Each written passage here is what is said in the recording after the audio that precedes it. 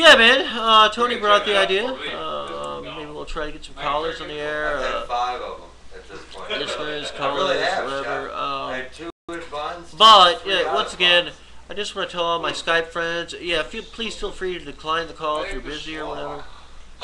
I know I hate to do this, but well, actually, I don't hate to do Not it. even But crowd. I don't know. Let's see what Rob has to say, man. Wherever we go, whatever we do, we have. Rob's always. We do what we can.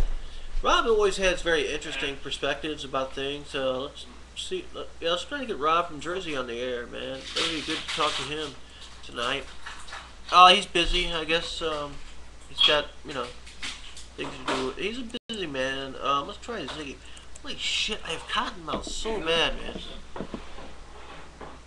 Charlie? Hmm? You want some more ice water down there as well? Yeah, man. Or just regular water's fine. I mean, fill that up. Thanks, man. All right, ladies and gentlemen. Yeah, I'm gonna try and get Ziggy on air, see what she has to say. But otherwise, man, it looks like hardly anybody's online. Might be able to get. Hey, Ziggy, what's going on? Hello, how are you? Doing well, Hold doing on. well. Wait a minute. All right. Okay, I'm there. Hang on, I'm just gonna turn the TV off. I'm a sheep at the moment. I'm watching America Got Talent. Oh man, that's horrible. Hold on. And look at the color on those. Dude, I know those brothers are gorgeous. Love, soft as an easy chair. Love. Ladies and gentlemen, yeah, we sort of have a culinary show going on here as well right now. Yeah, hey Ziggy, yeah, you're live on air, Rant Radio Network. Hey, what's going on? Hey, hi, how's everybody? Hey, we're doing well. Yeah, Tony, we have Fraulein. Fraulein, yes, Fraulein is Tony. Hey, how are you doing? Tony live in It's studio. so good to hear your voice again. We have our buddy Brian Patton along as well tonight. Brian, you want to say hi to Ziggy? Yeah, Ziggy, I don't know if you guys ever met before, but this is my friend Brian. Brian, We're Ziggy, all Ziggy. childhood Hey, Brian. friends, Hi, Ziggy. We're childhood friends. Good to meet you. Good to meet you too, even on the virtual air. This is what there is now. Fraulein. This is how people meet nowadays, modern technology. Don't tell me about it. Okay, I won't. Never. I won't tell you. Fraulein, I'm really curious, man, about your show. You did a show last Saturday, your first show over there at Orion.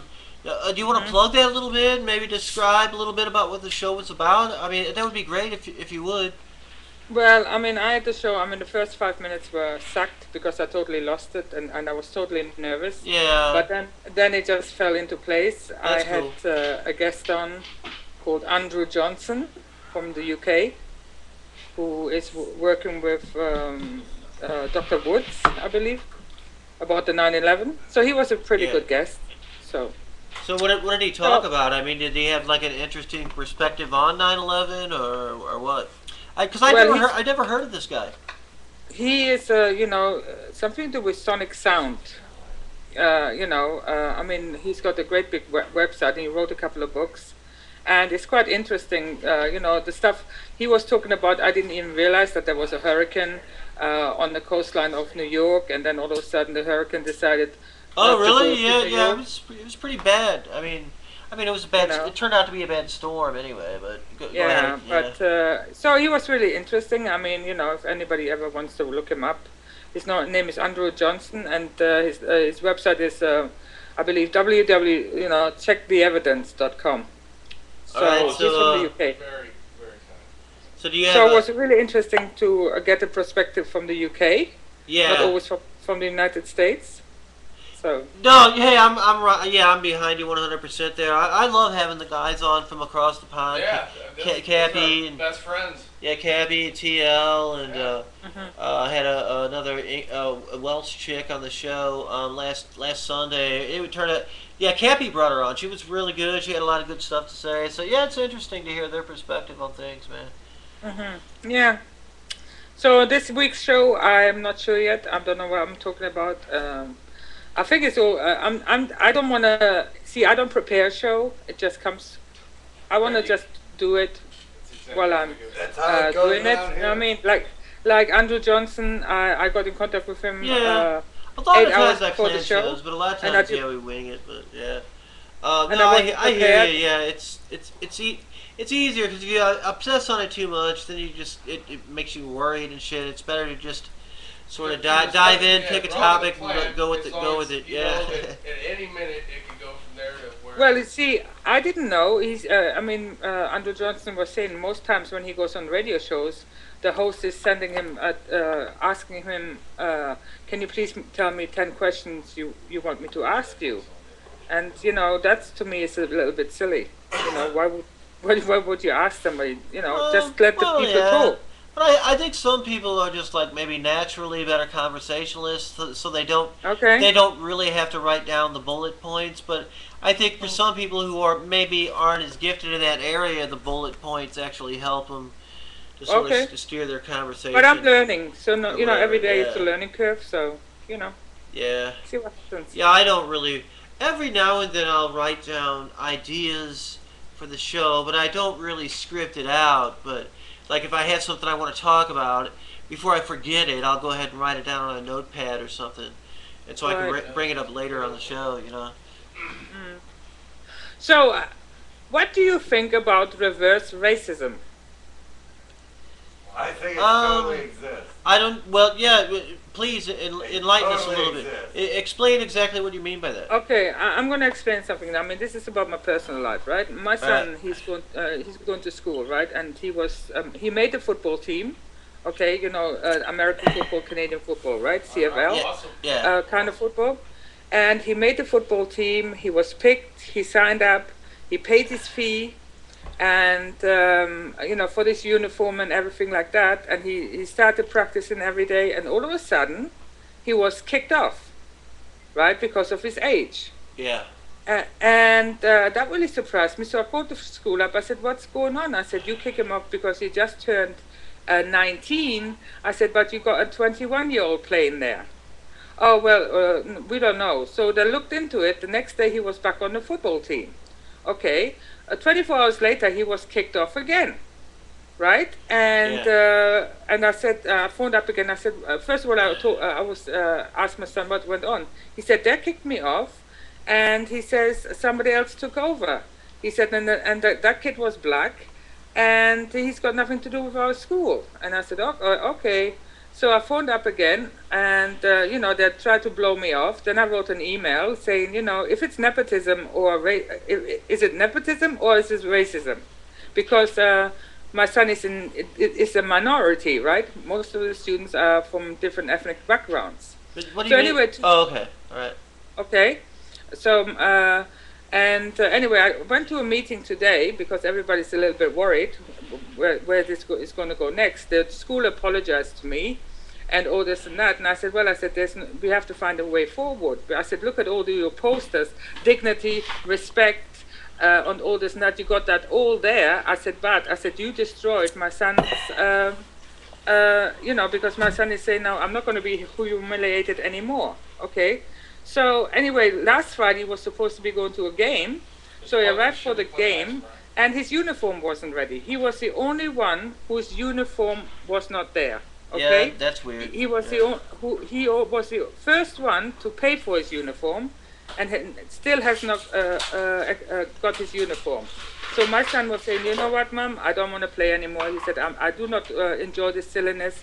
I do not like to be downed. He said, "I'm a good football player." Well, hey, I got to admit it, man. I played a lot of football as a kid. Yeah, we all did. Yeah. And organized leagues and whatnot. And yeah, it is very cliquish like that, Oh, man. yeah, very. If you don't go along with the program, they will try to like shut you out. Yeah, It is really weird like that. Yeah. But see, last year there was an incident with my son when he was in the classroom, and there was a teacher there, and there was something going on with Bin Laden and all this and that. And my son has got a Muslim friend who is with him in that classroom, and the teacher came and he was saying, "Oh, Bin Laden this and all this and that. All Muslims are bad." So my son stood up and said, "You know what?" He said, "I do not agree with your teachings. You should not categorize every Muslim like that. Every country has got good and bad in them." and he was expelled from school for teaching, for speaking out against the teacher. Good Oh, wow. for him. Good for him. I mean, that Right? that is, yes, exactly. Why am I getting stereotyped? Don't Right. take it out on my religion just because other people. Yeah, exactly. So- And that's one the shallow side of this country.